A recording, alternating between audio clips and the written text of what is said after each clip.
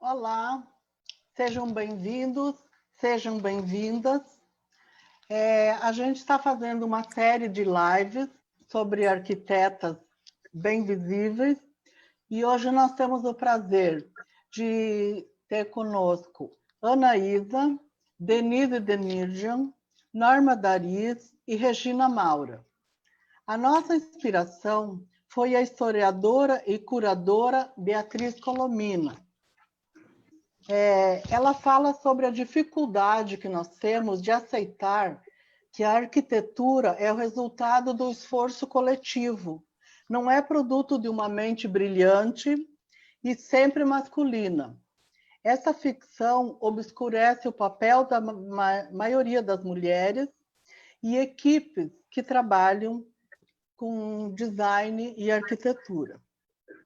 Então, hoje, nós vamos ouvir, em primeiro lugar, a Denise Demirjian. Denise, por favor. Boa noite a todos. É um prazer estar aqui novamente, a convite do IEB para participar mais de uma live e, de repente, contribuir um pouquinho nesse trabalho de divulgação da arquitetura. E espero poder realmente falar alguma coisa de relevância sobre esses desafios que a gente enfrenta enquanto mulher na profissão de arquiteta, e no meu caso de engenharia também, porque inicialmente eu me formei primeiro em engenharia civil, depois eu trabalhei uns 2 anos como engenheira e fiz a graduação de arquitetura. Aí depois ainda fiz umas 2 pós-graduações, que eu trabalhei em acho que design de interiores e arquitetura hospitalar. Então, assim, eu acho que nessa carreira, começada assim lá na década de 90, que eu comecei, principalmente que eu formei no início de 90, então foram bastante aprendizados, assim, trabalhando na área de construção civil, trabalhando na área de projetos, com consultoria, trabalhando, e sou autônoma, na verdade, foram poucas vezes que eu tive a oportunidade de trabalhar em empresas. Eu trabalhei, acho que umas 2 vezes só contratada para a prefeitura, assim, como temporária, até por trabalhos específicos, e tive a oportunidade de ser professora na Federal por 3 anos e na Uniderb por 2 anos, na pós-graduação. Então, foram experiências que me marcaram bastante, eu acho que aprendi muito, nesses períodos. Ixi, tem história para contar, Bia. Aí fica... Então, mas o seu grande desafio como arquiteta mulher?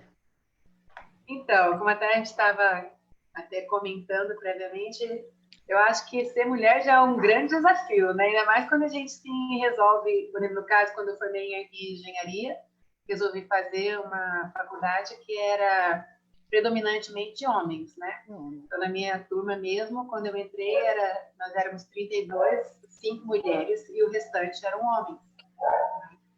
Então, e dessas 5 mulheres, só formaram 3, que 2 desistiram.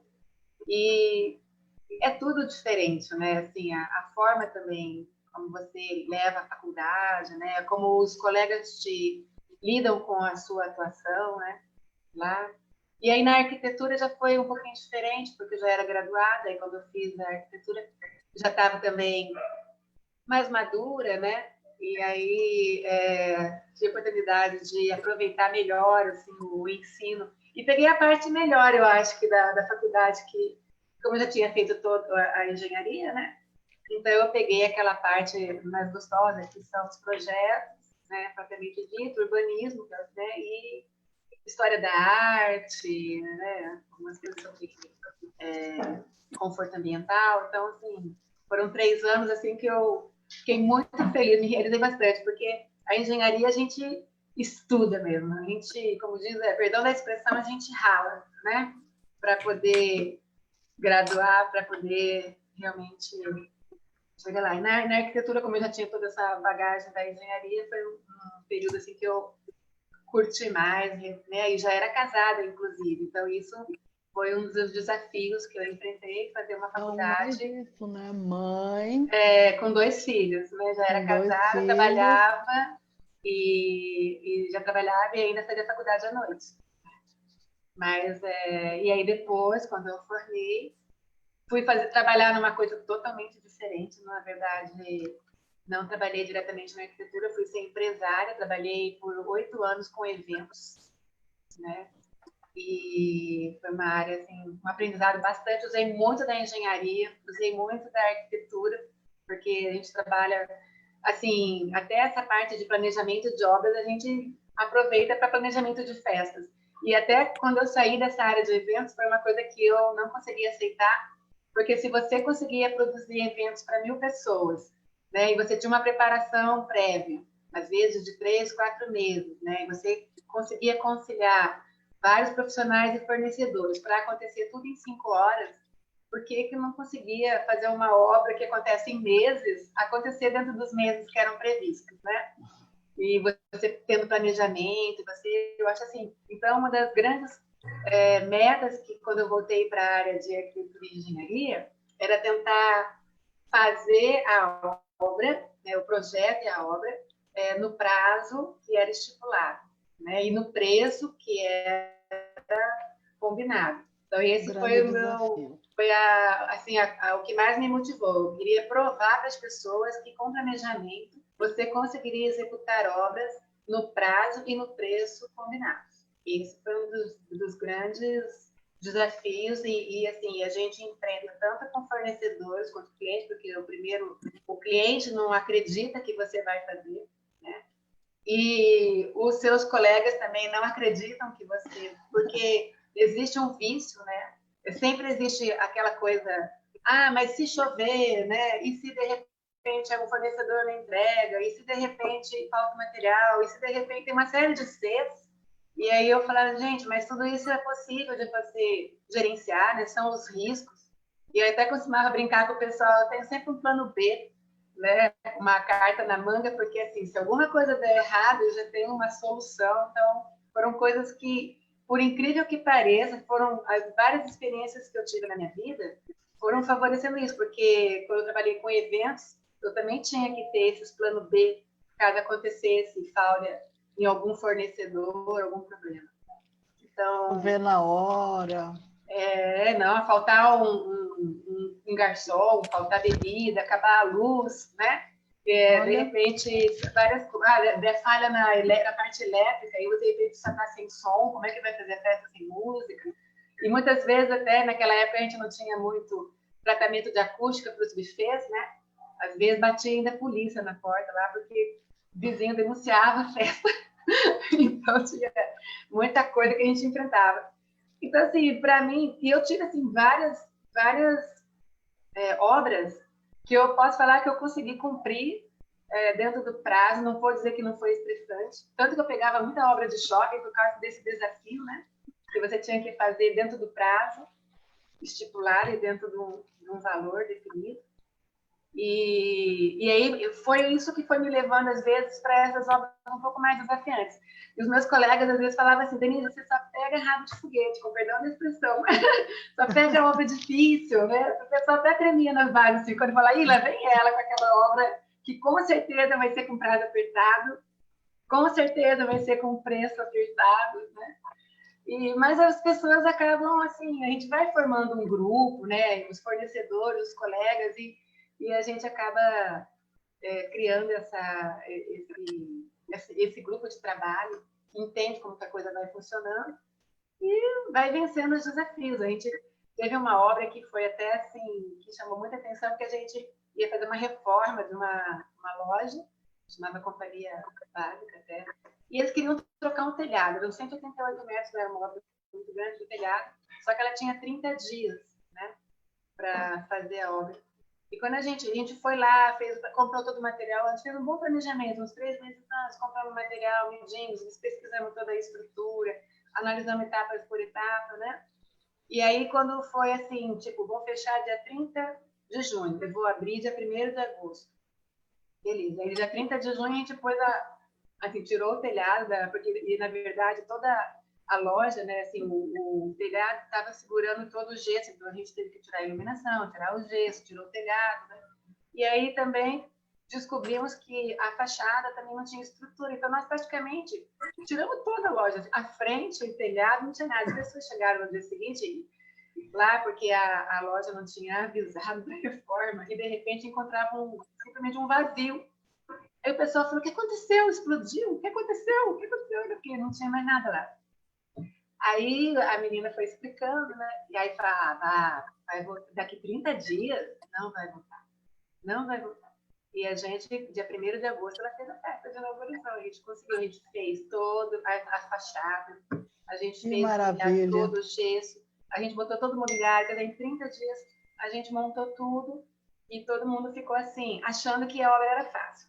Aí veio, todo mundo aí ficou achando, por exemplo, que você tinha uma varinha de condão. Foi muito engraçado depois, porque aí os clientes, que eram amigos da cliente, achavam que fazer a obra rápida era uma coisa assim, de você ter uma varinha de condão.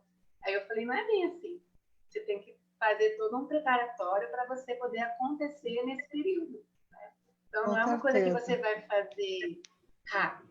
E teve várias ocasiões que a gente fez isso. Então, aí comecei a trabalhar muito para clínicas, porque também precisava de trabalhar, aí a gente fala assim, trocar o pneu do carro andando, né? Então, como as clínicas não fechavam, como as clínicas tinham também prazo, tinha uma série de particularidades também por conta da vigilância sanitária, a gente começou a fazer esses trabalhos assim mais a miúde, né? Eu gosto muito desses desafios, até um buffet uma vez que a gente fez em 40 dias, né? Também para a gente fazer a reforma inteirinha, né? Era mais ou menos 400 metros quadrados, a gente conseguiu montar. Foi estressante? Foi. Não é uma coisa assim que você fala assim, faço, né? A gente fica o tempo todo realmente dedicado a isso. Mas E eu quando gosto muito tem, é um dessa... prazer, né? Sim, não, é muito interessante. No começo, a gente enfrentava bastante dificuldade, assim, as pessoas tinham uma certa resistência em querer fazer as coisas num prazo determinado, definido. E as índias, o que acontece? Daí a gente começava a fazer várias reuniões, mostrar o cronograma, começar a mostrar, por exemplo, para os fornecedores, para os envolvidos, no caso, a mão de obra, que, na verdade, o trabalho de um dependia do outro, né?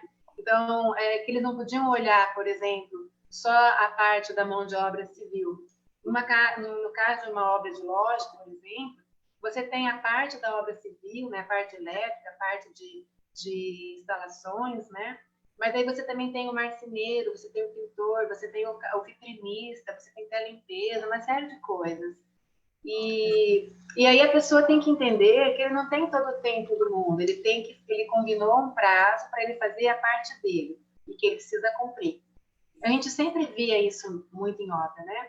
Às vezes, assim, pintor reclamar que um vinha e atrapalhava o serviço do outro. Às vezes sempre tinha uma certa rusga entre gesseiro, pintor, às vezes marceneiro, que estragava a pintura né? Que estragava a pintura. Aí a gente começa a mostrar, assim, não, olha, a gente é uma equipe. E se você, por exemplo, não conseguir fazer naquele prazo, você vai estar tirando o prazo do outro. Né? Então, se você tinha, por exemplo, 2 E o semanas para cliente não fazer... entende também, a Não, culpa é sempre do arquiteto, né? Que sim, depoimento lindo, Denise. Nós queremos não, agradecer todo o carinho que você tem dedicado ao IAB e foi um depoimento muito bonito. Com certeza as pessoas vão gostar de ouvir novamente você, porque foi muito bacana. legal. Agora nós temos uma outra arquiteta nada invisível, que é a Norma Dari. A Norma vai dar o depoimento dela também, os desafios dela como mulher na arquitetura, em vários órgãos que ela trabalhou também. Então, Bia, inicialmente, bom, gente, boa noite. Inicialmente, eu quero agradecer, assim, de coração o convite que me foi feito e por todas vocês, pelas colegas que deram o aceite do meu nome. Me sinto honrada de poder participar e elogiar essa iniciativa que você teve, que está em conjunto com todas as colegas também, de mostrar os nossos desafios, que, como a Denise disse, já por sermos mulher, já é um desafio, né? E então, bom, eu me formei em 87. São 33 anos vivendo arquitetura. Inclusive, uma idade bonita, né? 33 Uma vida. anos.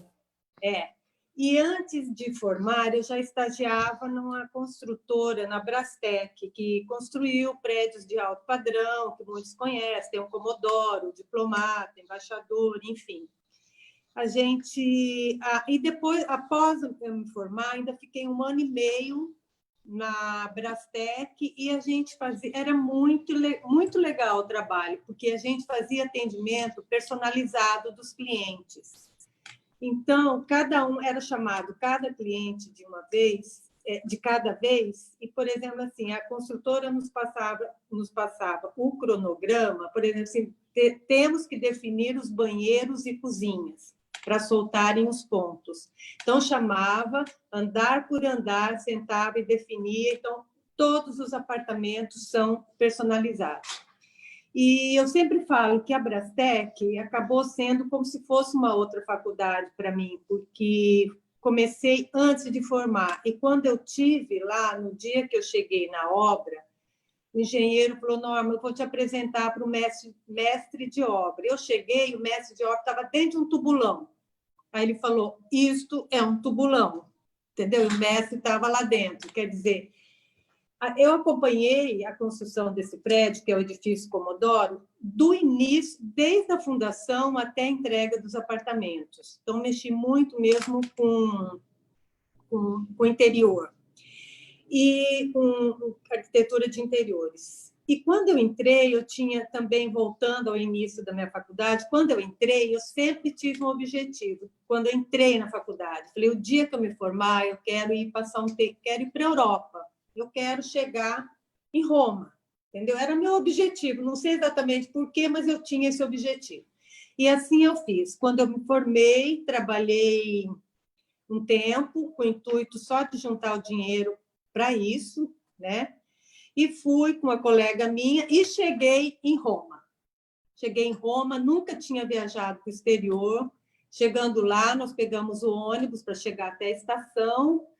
E eu lembro bem que eu estava encostado com a cabeça, que estava meio cansada, assim, na porta, na janela do ônibus. Estava olhando para fora. De repente, me deparei com o Coliseu. Eu quase desmaiei na hora que eu vi que era o Coliseu, porque aquilo era um sonho na minha vida, e eu só conhecia o Coliseu de livros. Mas, enfim, isso daí eu contei só porque eu acho assim, não é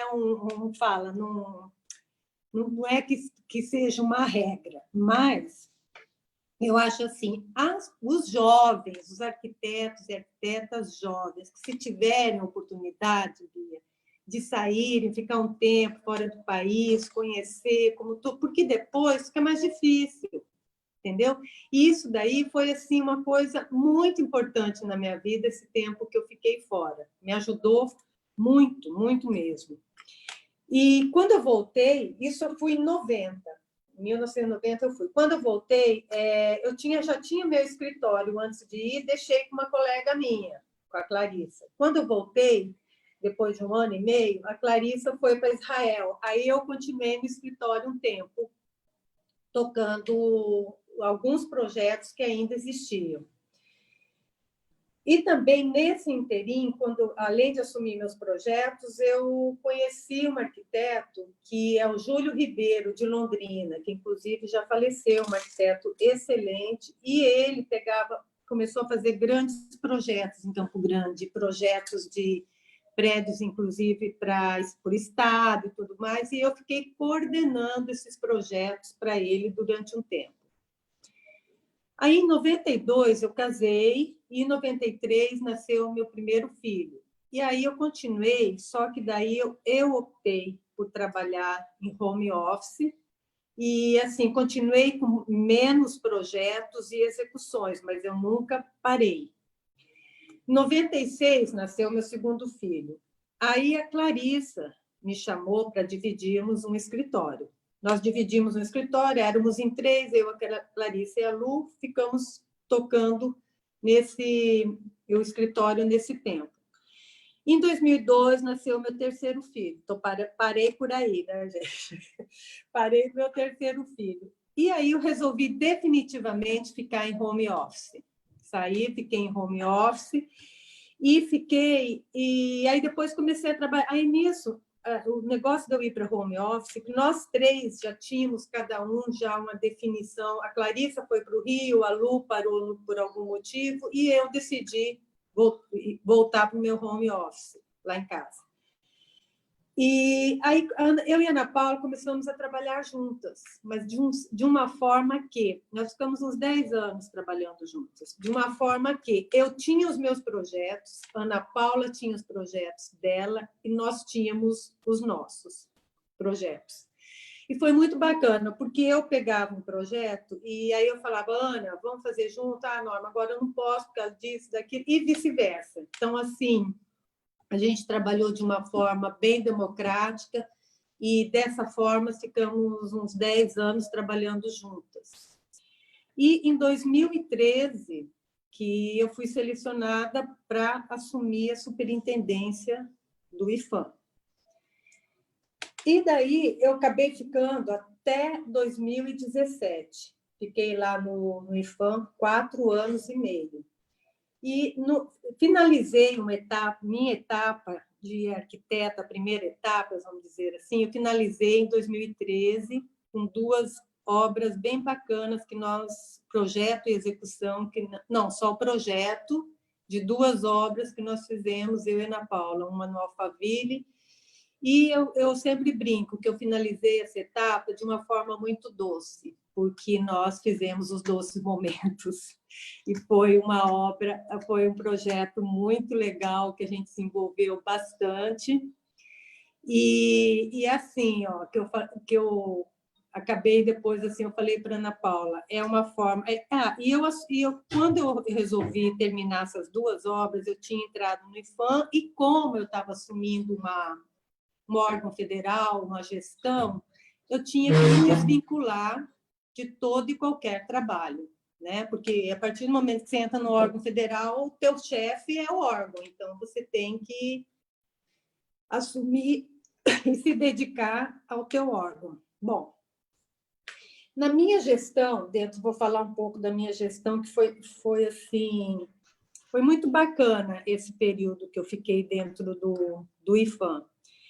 E, assim, o IFAM, vou até falar, porque às vezes as pessoas não desconhecem. O IFAM é um órgão federal, que é o Instituto do Patrimônio Histórico e Artístico Nacional, né? E, então, eu procurei, na minha gestão, assim, sempre busquei priorizar a minha equipe, né?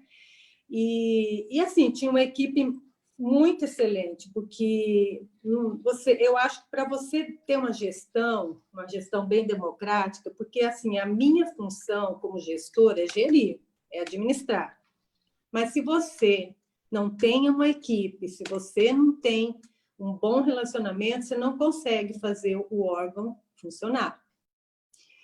E eu busquei sempre também muitas parcerias nas outras esferas, estaduais e federais, e para juntos a gente poder executar muitas ações. Então, sem a parceria e sem essa gestão em conjunto, você não consegue. Então, assim, era um desafio isso daí para mim, porque como eu estou te falando, eu pautei minha gestão em parcerias, entendeu? Com prefeituras de outros municípios e tudo, que é a forma de você realizar as ações. Sozinha você não consegue deslanchar isso tudo. E como mulher também venceu todos os desafios. Claro, porque assim, tinham situações que você acabava assim, você tendo que, por ser um órgão, até estou falando no caso aqui do IFAM, por ser um órgão federal, você acabava tendo que, vamos dizer, a sua palavra, do que você decidia, do que você conversava com o prefeito, do que você conversava com o governador, a tua palavra era de maior peso. Então, isso, assim, várias vezes, muitas vezes, eu me senti muito insegura, assim, de ter o contato, de falar, mas, assim, eu buscava ter certeza daquilo que eu estava falando. E também sempre busquei, Bia, muita, assim, humildade, entendeu? Muita humildade para eu poder, como que se diz assim, a humildade de atender todo mundo de uma forma mais ou menos igual, porque você atende vários lugares e várias pessoas e vários partidos, entendeu? Você, como federal, você não pode direcionar assim para alguém exatamente, você entendeu? Então, isso foi uma coisa também que eu busquei assim na minha gestão, para buscar ter essa Isso é muito bonito, porque a gente, como mulher também, a gente consegue fazer essa pluralidade. Eu acredito nisso. Muito lindo o seu depoimento, Norma. Olha, tenho Isso, certeza que vai espelhar muitas outras arquitetas. com Muito bem, muito certeza. obrigado, viu? Mas é isso. Nós queremos Obrigada, agradecer de Bia. coração. Tá, obrigada. Obrigada. Agora vamos ouvir a Anaísa. A Anaísa também tem uma história de vida muito exemplar e com certeza vai inspirar muitas mulheres por aí. Tudo bem, Anaísa? Tudo bom, Bia, meninas? Agradeço muito a lembrança, né, e o convite para participar aqui dessa conversa, desse bate-papo. É bastante relevante a gente poder falar sobre a nossa atuação enquanto profissionais, né? A minha atuação, né, enquanto profissional, bom, começa lá no comecinho, eu fiz faculdade no Rio de Janeiro, terminei em Barra do Piraí, para ser mais exato, uma cidadezinha do interior do Rio, e eu me formei em 1980, né? Eu acho que aí grande parte das arquitetas talvez não tivesse nem nascido, mas Também uma época meio incomum, né? Tinha mais homens na arquitetura. tinha. Então, isso era um traço bem legal, né? Porque eu fiz arquitetura com grandes colegas, né? A maior parte deles homens, poucas mulheres, mas, por outro lado, isso foi bastante desafiador, e já que vamos falar de desafios, eu sempre aceitei os desafios, aceito até hoje,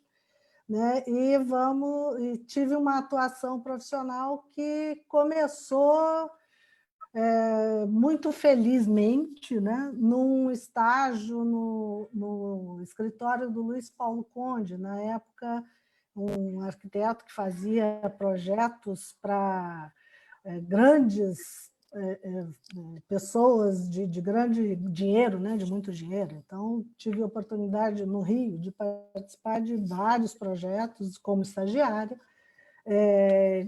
para pessoas da sociedade carioca. E foi muito interessante, porque ali eu comecei a ver a arquitetura também por outro viés, porque o escritório era um grande escritório. Então, tinha esse contato com paisagistas, que na época, né, ainda iniciavam o movimento de ter um viés da arquitetura que lidasse com o projeto paisagístico mesmo, né?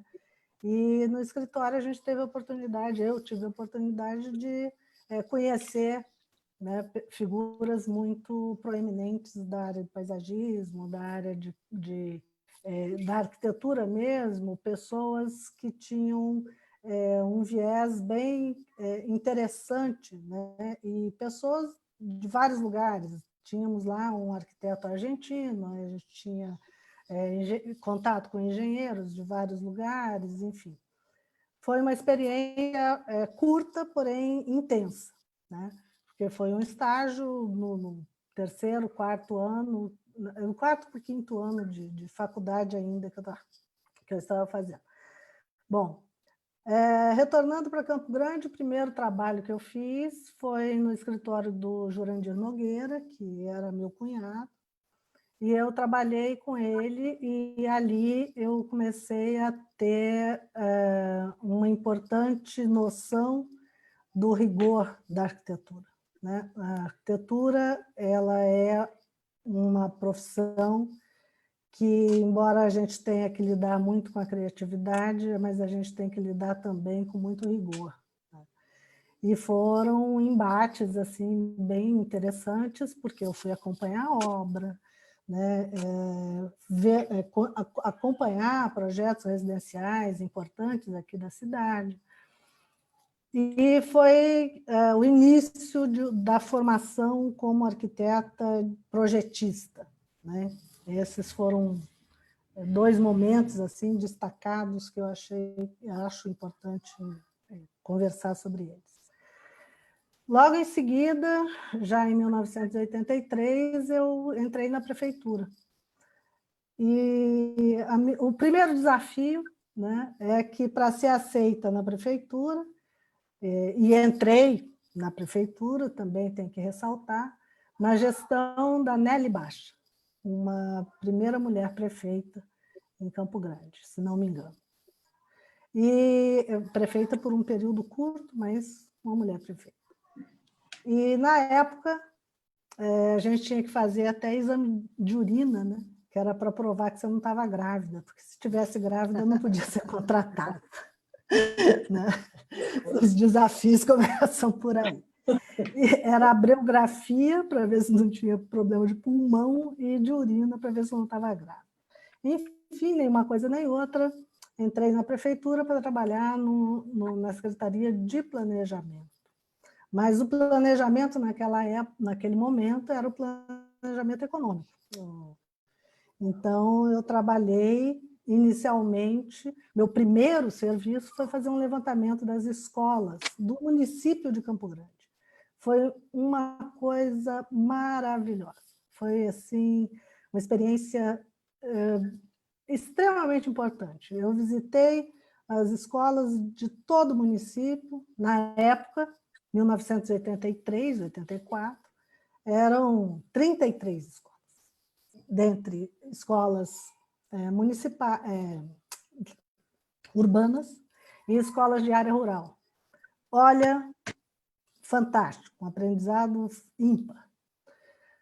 E a minha vida dentro da prefeitura durou 30 anos, né? Eu me aposentei em 2015. 2015? Não, acho que foi 2013, se não me engano, 13. E na prefeitura trabalhei, aceitei, né, inúmeros desafios, né? Briguei muito com muita gente, mas não tem mágoa de ninguém, não. Tudo bem, resolvemos no ato. Na prefeitura eu trabalhei na Secretaria de Planejamento, que era nesse início, depois eu fui para de novo, trabalhar com o Jurandir Nogueira, na época, no Departamento de Transporte e Trânsito, nem era secretaria. Tive uma oportunidade de participar de projetos extremamente importantes, como o Sistema Integrado de Transportes de Campo Grande, que até hoje incompleto, mas que funciona, né? Capenga, mas ainda funciona. Depois eu fui, saindo da Secretaria de Transportes, eu fui para a Planurb, que era a recém-criada Planurb, a Unidade de Planejamento Urbano. Participei da reformulação da Lei de Uso e Ocupação do Solo, de 1988, e demais legislações urbanísticas. Então, a minha área de atuação na prefeitura ela se voltou fundamentalmente para o planejamento urbano. E aí, você não pode dizer que esse trabalho seja tranquilo, pelo contrário. Ele é extremamente desafiador, tem momentos que chega a ser desesperador, porque você corre atrás de prejuízos, porque você tem que o tempo todo, tentar provar que as coisas não funcionam da maneira como um administrador deseja. O seu cliente não é o cara que te paga, né? Eu trabalhava na prefeitura, mas o meu cliente não é a prefeitura e nem o prefeito. O cliente, o planejador, né, na área do planejamento urbano, é a população da cidade. E isso dá pano para manga, né? Porque você Que maravilha, entra... Anaísa, uma vida maravilhosa. É, Com certeza ajudou muito na elaboração de muitos planos que estão até aí, até hoje. E a gente continua na luta, né? As mulheres continuam na luta. Vocês são continuando. pioneiras e esperamos que ninguém desanime, porque a vida é essa, a luta é Hoje, essa. por exemplo, eu estou na área empresarial. Tenho uma empresa, eu e Jussara Basso, Cidade Ambiente, e trabalhei já de novo com arquitetura comercial, enfim. A trajetória é longa, é complicado, né? São 40 anos de formada, então, para falar de tudo, a gente vai... bastante tempo.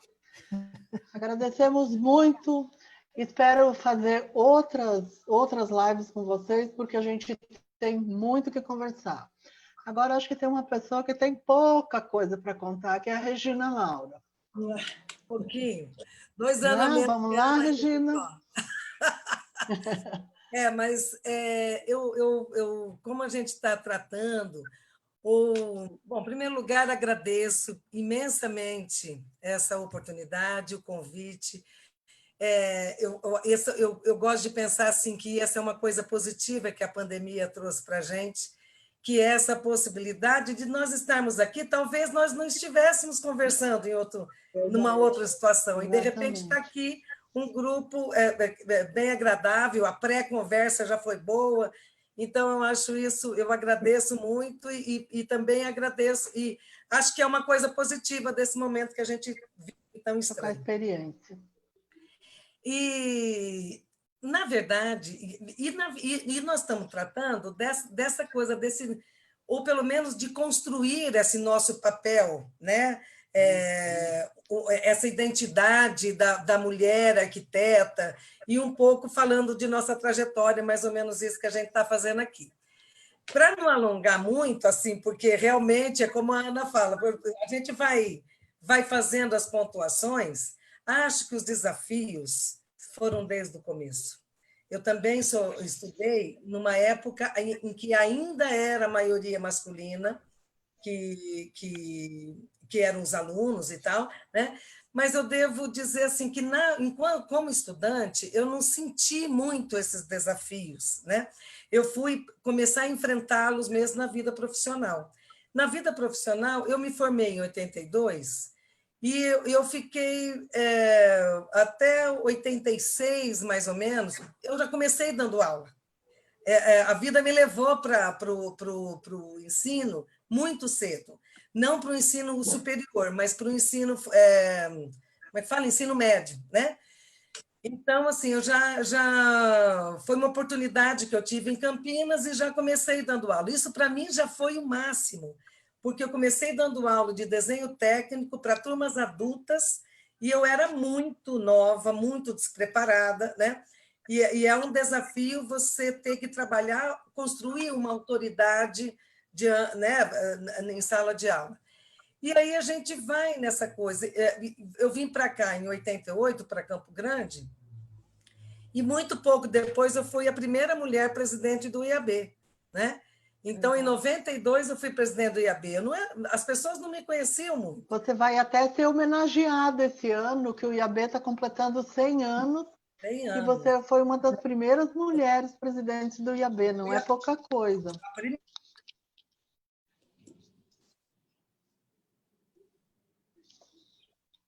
Isso por si já é um desafio, sabe? Mas é engraçado porque, assim, a vida vai nos colocando esses desafios e a gente vai assumindo, né, gente? A gente vai encarando isso. E muitas vezes, e como a Ana disse também, a gente briga muito, por ideias, porque na época que eu fui presidente do IAB, não me interessava muito fazer... a coisa para mim não era a confraternização de arquitetos no estado do Mato Grosso do Sul, mas era discutir e pensar a arquitetura em todo o seu contexto, inclusive no estado do Mato Grosso do Sul, e discutindo as questões de planejamento, as questões urbanas da cidade, e é isso, é claro que a gente acaba sendo vitrine de uma série de posturas, e eu era mesmo, porque estava no IAB, eu tinha que levar a fala do IAB. Então, isso, para mim, foi um desafio. Dar aula é desafiador, constantemente desafiador. Para a mulher, eu acho que é mais ainda, porque a gente é como se nós estamos muito atrasados. Nossa, eu lembro que eu fiz, Ana, a biografia, quando eu passei no vestibular, eu fiz a biografia para poder fazer matrícula na faculdade. Se eu tivesse tuberculose, eu não ia fazer matrícula na faculdade. Essa do exame de urina, eu não conhecia, fiquei conhecendo agora, né? Olha só, gente, que coisa! Quer dizer que se você estivesse grávida, você não podia, né? Então, a mulher, a gente vai indo, enfrentando esses desafios constantemente, né? E ainda hoje, né? E ainda hoje a gente enfrentando esses desafios. Para mim, a gente vai... também gosto de encarar desafios, né? E hoje, num outro momento, hoje escolho melhor, né? Hoje eu tenho um pouco mais de pausa, não tenho tanta necessidade mais de mostrar determinada coisa. Não, eu tenho que me posicionar diante disso ou daquilo. Hoje eu não tenho mais essa pressão interna, né? Mas as pessoas sabem que eu tenho posição, mas eu não tenho mais uma pressão de demonstrar essa posição. Como arquiteta, como profissional, eu acho que o meu maior desafio, apesar de ter sido, porque eu trabalhei 2 vezes, eu tenho escritório aqui, né, dou aula na faculdade, mas por 2 momentos eu trabalhei na prefeitura. Uma vez como diretora técnica do Planurb e um outro período como diretora de trânsito da Getran, né? E eu fui para a Getran, convidada a trabalhar na Getran, por uma visão de planejamento, não de trânsito, né? Mas o que se queria naquela época, a proposta na época era levar um planejamento para pensar a circulação da cidade, mobilidade, coisa e tal. Acabei aprendendo muito sobre engenharia de tráfego, fiz curso de engenharia de tráfego em São Paulo, no Instituto Scaringella, tal. Quer dizer, me acrescentou muito, eu acabei adorando o trânsito. Mas é um meio masculino, né? Era um meio, a Ana também trabalhou no trânsito, é um meio que para você, estava sob o meu guarda-chuva, a minha diretoria, os agentes de trânsito, né? Então, quando tinha qualquer problema, eu ia na frente para defender a lei de trânsito e coisa e tal. E isso é um pouco... As pessoas imediatamente encaram com desrespeito. Não desrespeito à mulher, mas com desdém por ser mulher, com desconfiança por ser mulher, né? Então, eu acho que isso, hoje, eu vejo essa nossa contribuição profissional como mulheres, não no sentido de, e todas nós temos certeza que pensamos assim, não é uma questão de provarmos nada, né? Porque eu acho que nós, mulheres, temos condições de construir a sociedade mais fraterna. Eu tenho dó dos homens nesse sentido, porque eles não têm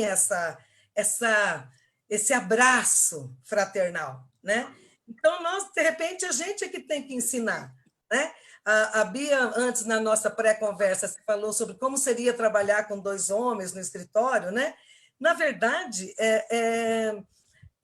a gente tenta sempre compartilhar, sabe? Nós temos processos de trabalho completamente diferentes. Eu, o Walter e o Fernando Castilho, o Walter Cortez, né? O Fernando Castilho, nós temos processo vamos dizer, metodologia de trabalho muito diferente, né? Mas a gente, no momento, se encontra, a gente conseguiu construir uma forma de trabalho que não é do impositivo, né? Apesar de todo mundo ser líder. Ninguém ali é capaz de ninguém, todo mundo tem um espírito de liderança. Mas, desculpa, Ana, Bia, eu não estou te escutando. É isso que fala a nossa inspiradora, que a arquitetura é feita por todos. Ela não é feita só pelo olhar, nem só das mulheres, nem só dos homens. E a comunidade, quem não é arquiteto, também colabora. Eu quero uma casa assim, eu quero uma casa assada, eu quero uma cidade assim. Então, ela é feita pelo coletivo, a arquitetura é feita pelo coletivo, muito bem falado. A única coisa que eu puxo o lado da nossa sardinha é que eu acho que nós temos ou estamos no momento de encarar melhor, construir melhor essa visão coletiva. Não sei se eu estou sendo muito presunçosa, mas eu acho que a gente tem essa capacidade nossa e todo o movimento feminista também já amadureceu, já não é mais aquela... Com né? certeza. Apesar de que coisas... O submundo sempre vem, né? E a gente tem que... Porque o feminicídio está demais, o desrespeito, né? Mas eu acho que esses são exemplos, né? E é muito isso bom. O bom é isso, é construirmos aqui juntos essa visão. Muito bom, muito bacana. Quero agradecer a todos. A gente está aqui fazendo a live, não consegue ver como é que o pessoal está assistindo lá, mas com certeza eles devem estar gostando bastante. A gente vai ver depois os comentários, tudo. E eu queria agradecer muito a vocês, porque eu acho que esses avanços das mulheres, que a gente vai devagarinho, devagarinho, vem vindo com pioneirismo. Então, isso é muito importante. Quero agradecer muito a vocês e até uma próxima oportunidade. Obrigada. Obrigada.